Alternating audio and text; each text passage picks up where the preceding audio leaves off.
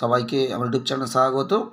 আজকে আলোচনা করব তোমরা যারা ক্যালকাটা ইউনিভার্সিটির আন্ডারে সেমিস্টার 3 কিংবা সেমিস্টার 5 তোমরা পড়াশোনা করছো এবং তোমাদের বাংলা পেপারটি রয়েছে। বাংলা যারা সেমিস্টার 3তে পড়ছো তোমাদের বাংলা রয়েছে।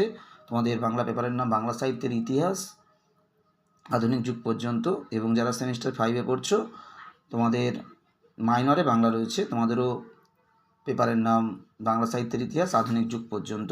তোমাদের পেপার কোডটা যারা সেমিস্টার 3তে পড়ছো তোমাদের পেপার কোড হলো CC3, এবং যারা সেমিস্টার 5এ পড়ছো তোমাদের পেপার কোড হলো MN3। সেমিস্টার 3তে যারা পড়ছে তাদের CC পেপার বাংলা, এবং যারা সেমিস্টার 5এ পড়ছে তাদের মাইনর পেপার বাংলা। দুটোরই পেপারের নাম বাংলা সাহিত্যের ইতিহাস আধুনিক যুগ পর্যন্ত। এই পেপার থেকে একটা গুরুত্বপূর্ণ 15 নম্বরের প্রশ্ন আজকে ভিডিওতে তোমাদের দেবো, তোমরা প্রথম থেকে শেষ পর্যন্ত দেখতে থাকো।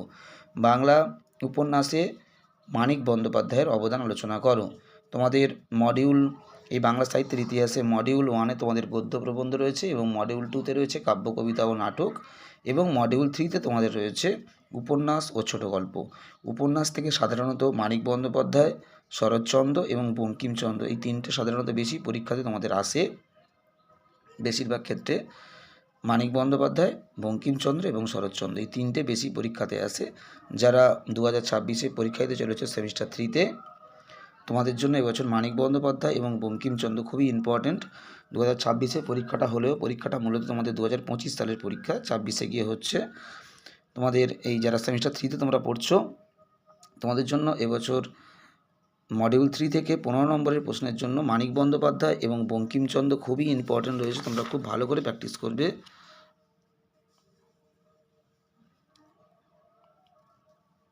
এখানে উপরের অংশটা একটু বাদ রয়েছে, একটু দেখবে, তোমরা নিচ থেকে লিখবে। দিবারাত্রি কাব্য থেকে উত্তরটা আবার শুরু হচ্ছে।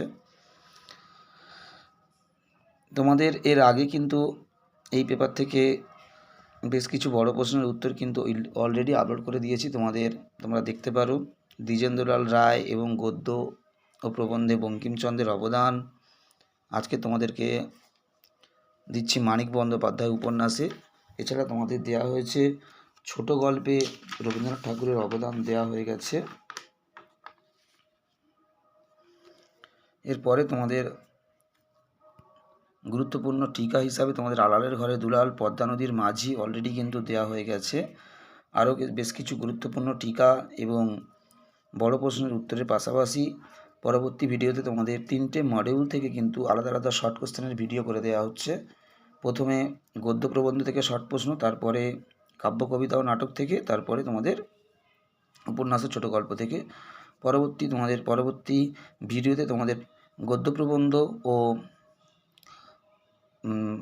প্রবন্ধ থেকে তোমাদের মডিউল 1 থেকে ছোট প্রশ্ন দেওয়া হবে, এবং পরবর্তীতে তোমাদের কাব্য কবিতা নাটক ও উপন্যাস ছোট গল্প থেকে দেওয়া হবে। আজকে তোমাদের মানিক বন্দ্যোপাধ্যায়ের উত্তরটা দিয়ে দিচ্ছি, তোমরা প্রথম থেকে শেষ পর্যন্ত দেখতে থাকো। এবং যারা প্রথমবার ভিডিওটা দেখছো অবশ্যই সাবস্ক্রাইব করে দিও, তাহলে তোমরা প্রতি সেমিস্টারে কিন্তু বিভিন্ন CC পেপার এবং মাইনর পেপারের সাজেশান, অ্যান্সার সবই কিন্তু তোমরা চ্যানেল থেকে পেতে পারবে। এবং যারা নোটসের PDF নিতে চাও অবশ্যই আমার সাথে হোয়াটসঅ্যাপে যোগাযোগ করতে পারো 9775650572। খুবই সীমিত মূল্যে নোটসের PDF দেওয়া হচ্ছে। তোমরা যারা নোটস নিতে চাও অবশ্যই যোগাযোগ করতে পারো।